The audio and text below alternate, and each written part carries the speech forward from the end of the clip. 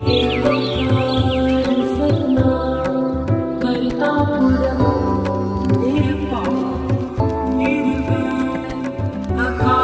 मेरे अजूनी सभम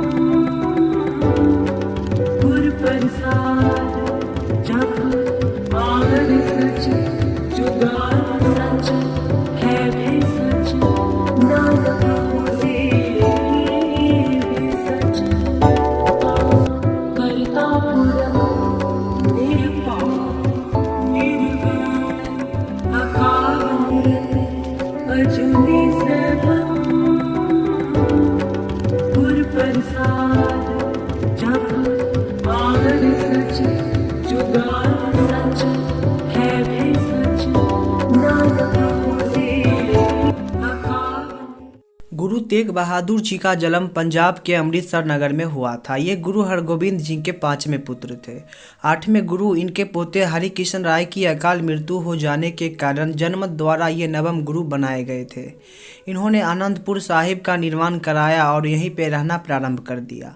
उनका बचपन का नाम त्यागमल था। मात्र 14 वर्ष की आयु में अपने पिता के साथ मुगलों के हमलों के खिलाफ हुए युद्ध में उन्होंने वीरता का परिचय दिया।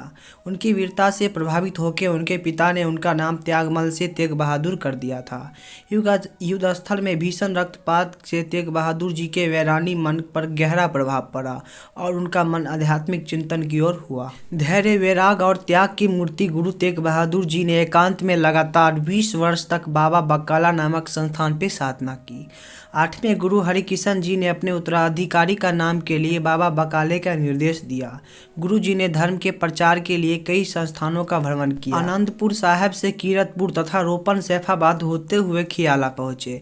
यहाँ उपदेश देते हुए दमदमा साहब से होते हुए कुरुक्षेत्र पहुँचे थे।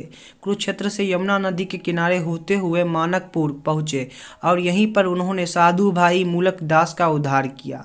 गुरु तेग बहादुर जी प्रयाग, बनारस, पटना, असम आदि क्षेत्रों में गए, जहां उन्होंने आध्यात्मिक, सामाजिक, आर्थिक उत्पन्न के लिए रचनात्मक कार्य किए और आध्यात्मिकता, धर्म, ज्ञान बांटा। रूढ़ियों, अंधविश्वासों को आलोचना का नए आदर्श संस्थापित किया। उन्होंने परोपकार के लिए कई सारे कुएं का निर्माण किया तथा धर्मशाला का भी निर्माण किया था। इन्हीं यात्राओं में सन 1686 ईस्वी में गुरु जी के यहाँ पटना साहिब में एक पुत्र का जन्म हुआ, जो 10वें गुरु गुरु गोविंद सिंह बने।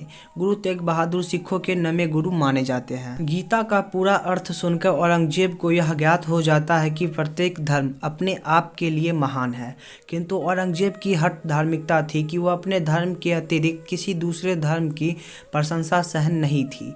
जुल्म से प्रेरित कश्मीरी पंडित गुरु तेग बहादुर के पास आए और बताया कि किस प्रकार इस्लाम स्वीकार करने के लिए अत्याचार किया जाता है, यातनाएं दी जा रही है।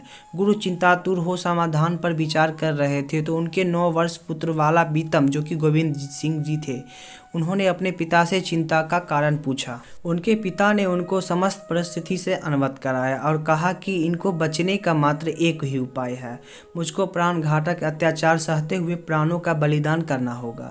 वीर पिता के वीर संतान के मुंह पर कोई भी भय नहीं था कि मेरे पिता को अपना जीवन गंवाना होगा। उपस्थिति लोगों द्वारा उनको बताने पर कि आपके पिता के बलिदान से आप अनाथ हो जाएंगे और आपकी माताएं विधवा हो जाएगी। बालक पीतन ने उत्तर दिया कि यदि मेरे अकेले यतीम होने से लाखों बच्चों यतीम होने से बच सकते हैं, या अकेले मेरी माता की विधवा होने से लाखों माताएं विधवा होने से बच सकती है, तो मुझे यह स्वीकार है। अबोध बालक का ऐसा उत्तर सुनकर सब आश्चर्यचकित रह गए। तत्पश्चात गुरु तेग बहादुर ने पंडित से कहा कि आप जाकर औरंगजेब को कह दे कि यदि गुरु तेग बहादुर ने इस्लाम धर्म ग्रहण कर लिया तो उनके बाद हम भी इस्लाम धर्म ग्रहण कर लेंगे।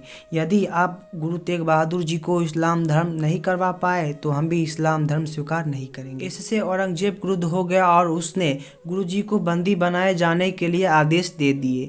गुरु जी ने औरंगजेब से कहा कि यदि तुम जबरदस्ती लोगों को इस्लाम धर्म ग्रहण करवाओगे तो तुम सच्चे मुसलमान नहीं हो, क्योंकि इस्लाम धर्म यह शिक्षा नहीं देता कि किसी पर जुल्म करके मुस्लिम बनाया जाए। औरंगजेब यह सुन के आग बबूला हो गया और उसने दिल्ली के चांदनी चौक पर गुरु तेग बहादुर की सिर काटने का हुक्म दिया और गुरु तेग बहादुर हंसते हंसते अपने प्राणों का बलिदान दे दिए। गुरु तेग बहादुर की याद में उनकी शहीदी स्थल पर गुरुद्वारा बनाया गया है, जिनका नाम गुरुद्वारा शीशगंज साहिब है। गुरु तेग बहादुर जी ने बहुत सारी रचनाएं गुरु ग्रंथ साहिब में महाना 9 में संगठित है। गुरुद्वारे के निकट लाल किला, फिरोज शाह कोटवाला और जमा मस्जिद अन्य आकर्षित है। गुरु तेग बहादुर जी की शहीदी के बाद उनके बेटे गुरु गोविंद राय जो कि गुरु गद्दी पे बैठे थे, जो सिख के 10वें गुरु गुरु गोविंद सिंह जी बने थे। हाँ तो मेरे प्रिय साथियों, आज के इस वीडियो में बस यहीं तक। आई होप हमारी वीडियो आपको काफ़ी अच्छी लगती हो। तो कल मिलते हैं हम आपसे एक नई जानकारी के साथ। तब तक के लिए बाय।